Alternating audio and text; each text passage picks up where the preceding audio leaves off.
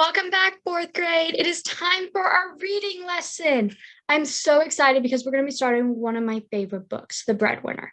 This is going to be a full unit. We're going to talk about office purpose and first-hand, second-hand accounts, and which perspective is it from? Is it from a first person's perspective or is it from a third person perspective? And we're going to do a lot of really fun activities along the way. Now, to start out, we must first get some background knowledge about the event that takes place. And this story takes place during the Great Depression.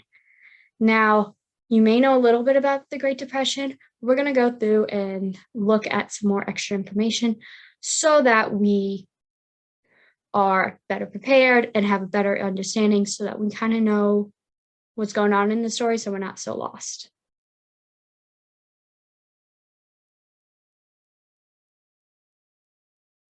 So, the Great Depression. This is the book. This is what our book will look like. This is the cover. As you can see, it's about a little girl about your age going through the Great Depression. So, the Great Depression. This was a rough period in U.S. histories. Millions of people lost their jobs and money. I don't mean like they lost a little bit of money. I mean they lost a lot of money.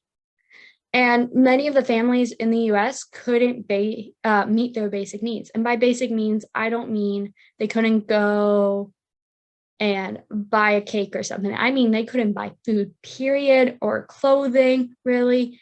They would go days without food. Some of them didn't even have homes.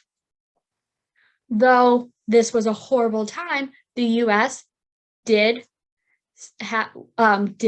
come back and we are thriving better than we were before.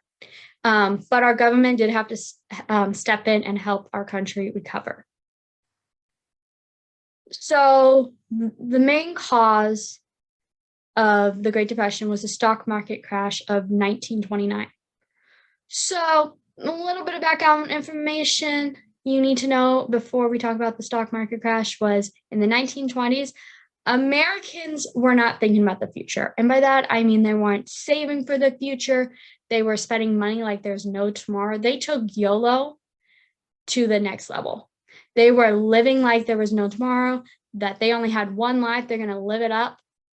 And they spent all the money. Not only did they spend all the money, but as you can see, it says it was a time when people spent more money than they had. So they had their money and they were spending even more than that. And unfortunately, the banks weren't acting much better, and they invested money in reckless ways that weren't bringing them back money that they need. So by the 1920s, by 1929, people saw that they were almost out of money because of their spending habits. And instead of tapering back and looking over things, they were like, that's it. We're done. We're not spending anything else. We're doing a complete 180. Spending like no tomorrow, and now we're not spending at all. And because of this, businesses suffered.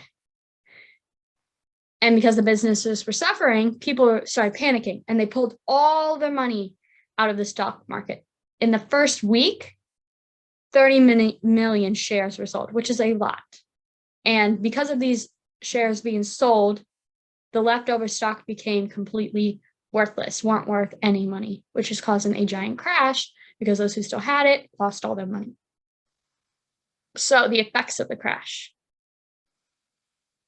So Herbert Hoover was our president at this time, and he tried to keep Americans from worrying, but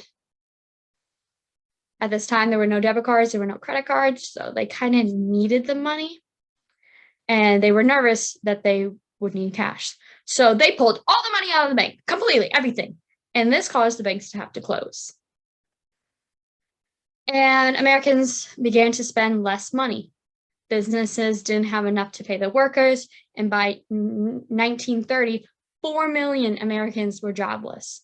And a year later, that jumped up to 6 million were unemployed.